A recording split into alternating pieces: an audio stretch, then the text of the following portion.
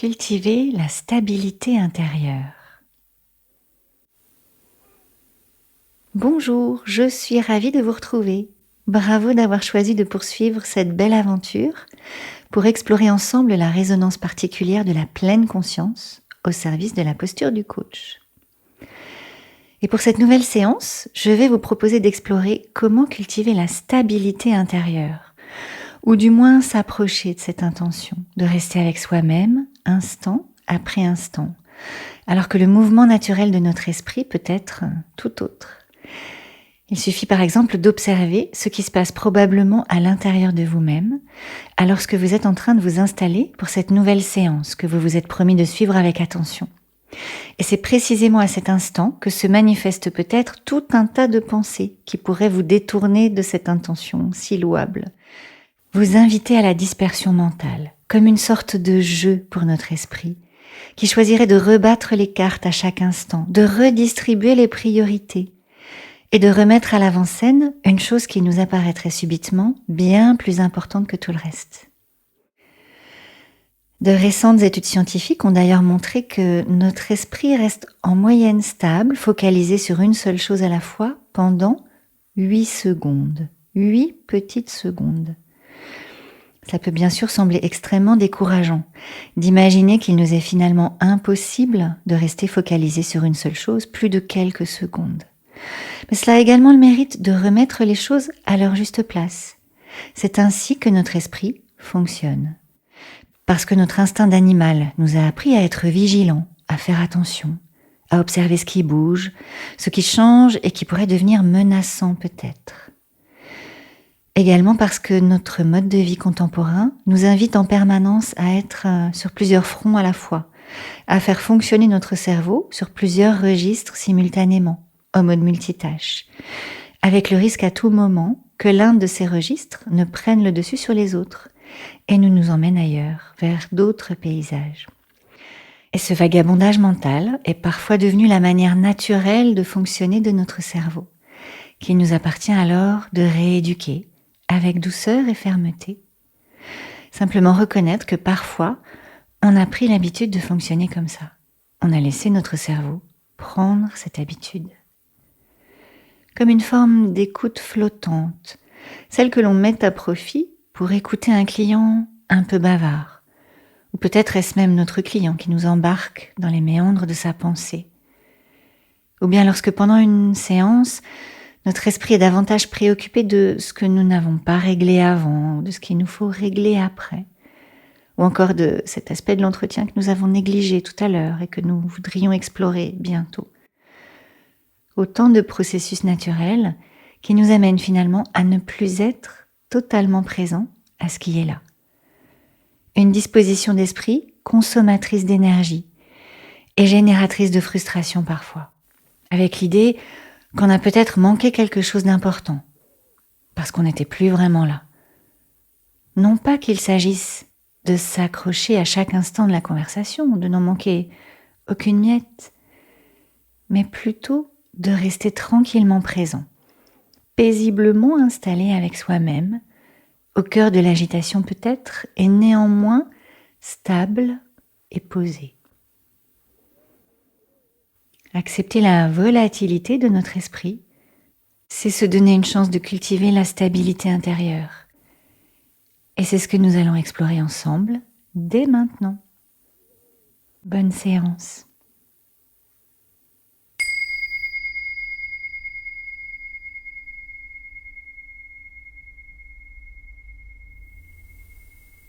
Laissez le corps s'installer, prendre tranquillement sa place, peut-être assis, peut-être allongé.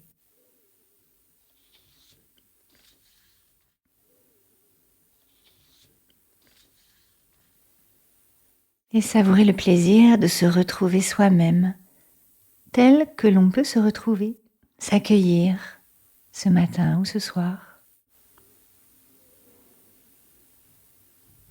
Est-ce qu'il y a un endroit du corps, peut-être, où se joue cette rencontre, plus particulièrement? Où habite le plaisir de se retrouver soi-même?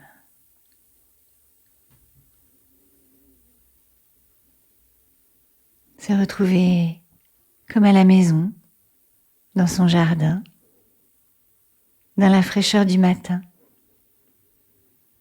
Retrouver les sensations qui nous sont familières, douces et agréables sur notre support, mais peut-être aussi inconfortables, douloureuses,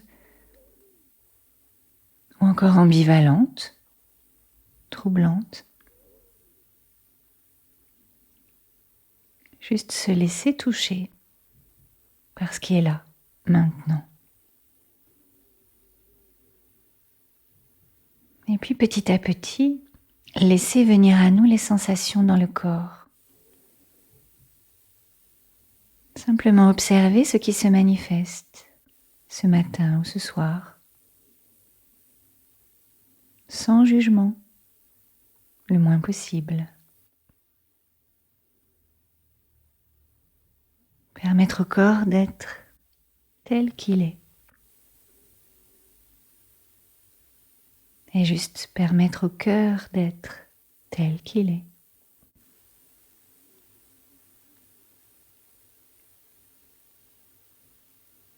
Et puis permettre au souffle de vivre comme il le souhaite à l'intérieur de nous.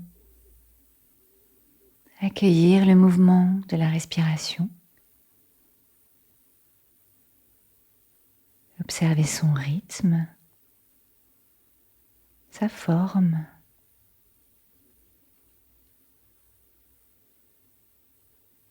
Observer comment je peux me laisser porter par le rythme de la respiration.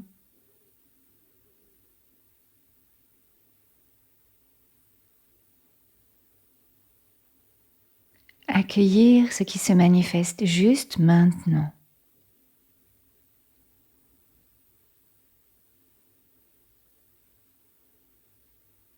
Et puis maintenant aussi.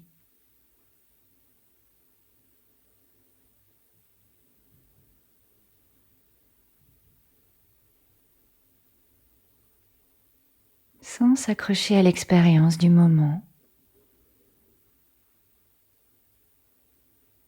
sans préjuger de l'instant d'après.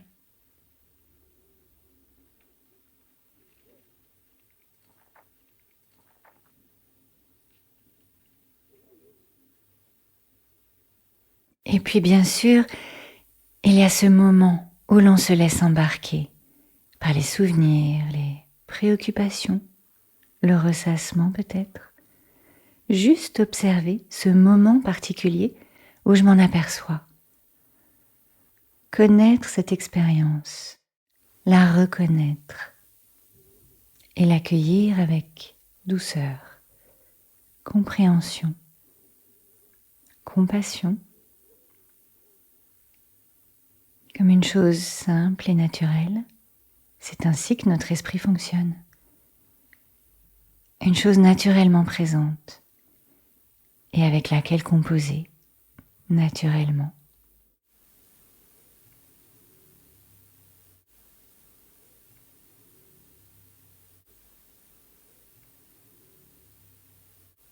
Et retrouver alors un certain ancrage au cœur de l'éprouvé du moment, au travers des sensations peut-être, les points de contact avec notre support, avec le sol,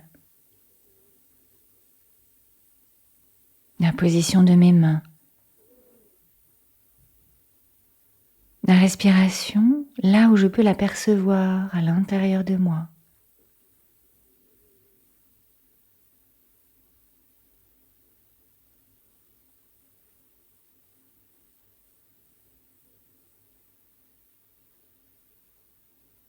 Et puis les sons peut-être, les sons qui viennent à ma rencontre.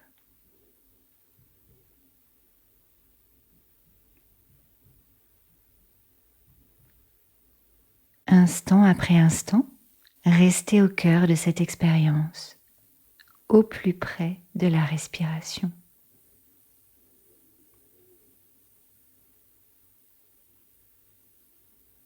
Et chaque fois que cela m'est donné, observer le vagabondage de mon esprit et revenir au souffle, 1000 fois je pars et 1000 fois je reviens.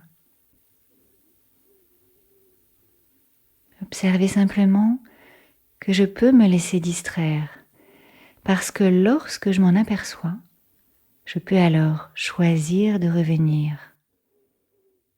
Choisir de laisser mes pensées filer comme je laisserais filer les nuages.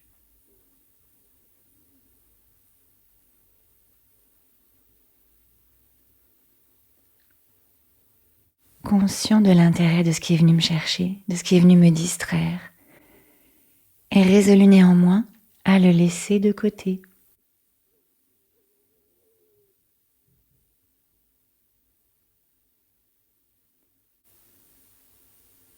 On pourra rester encore quelques instants dans cette conscience tranquille et attentive du mouvement du souffle, spectateur curieux, amusé peut-être.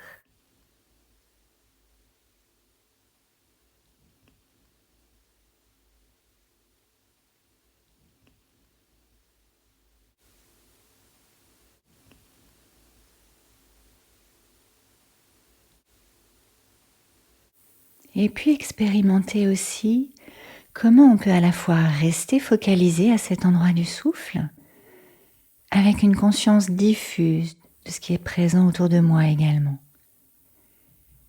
Faire cohabiter l'intérieur et l'extérieur. Conjuguer attention focalisée et conscience diffuse. Un peu comme lorsqu'en entretien, on reste à la fois centré sur ce que nous livre notre client et dans une certaine écoute flottante, plus globale et intuitive, confusément disponible à quelque chose de plus vaste peut-être.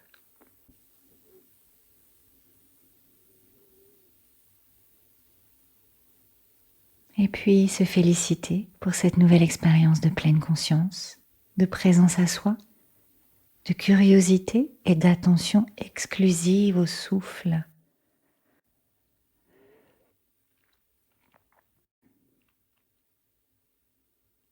Et puis lorsque le moment sera venu pour vous, vous pourrez tranquillement vous préparer à revenir dans la conscience de l'espace qui vous entoure, vous rendre à nouveau disponible aux sons, aux odeurs, et puis sentir la présence de votre corps en faisant des petits mouvements des doigts, des pieds, des épaules, ou en bougeant la tête. Et lorsque le moment sera venu pour vous, rouvrir les yeux et revenir.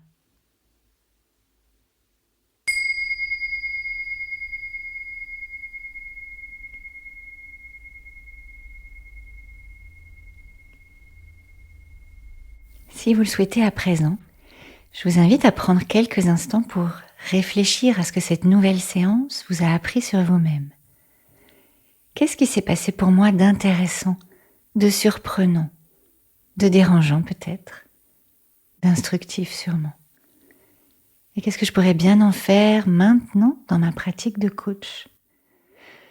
Une chose dont j'ai pris conscience, que je pourrais mettre à profit, une chose qui me plaît et qui pourrait fortifier ma pratique du coaching, la soutenir et l'enrichir. Ou encore une chose qui m'interpelle, qui m'invite à reconsidérer ma pratique, à choisir d'explorer d'autres manières de faire ou d'être. Peut-être par exemple que j'ai réalisé combien ma fatigue du moment me rend sensible à ce processus naturel de dispersion mentale. Et alors je pourrais m'accorder un peu d'espace, prendre soin de moi d'une manière ou d'une autre. Imaginer peut-être comment respecter davantage ma chronobiologie dans ces moments où mon esprit vagabonde plus volontiers sûrement. Peut-être encore trouver des ruses pour revenir lorsque je me suis surpris ou surprise à être partie vagabonder ailleurs. Changer de position sur mon fauteuil ou sur ma chaise, déglutir, boire une gorgée de thé ou de café pendant l'entretien.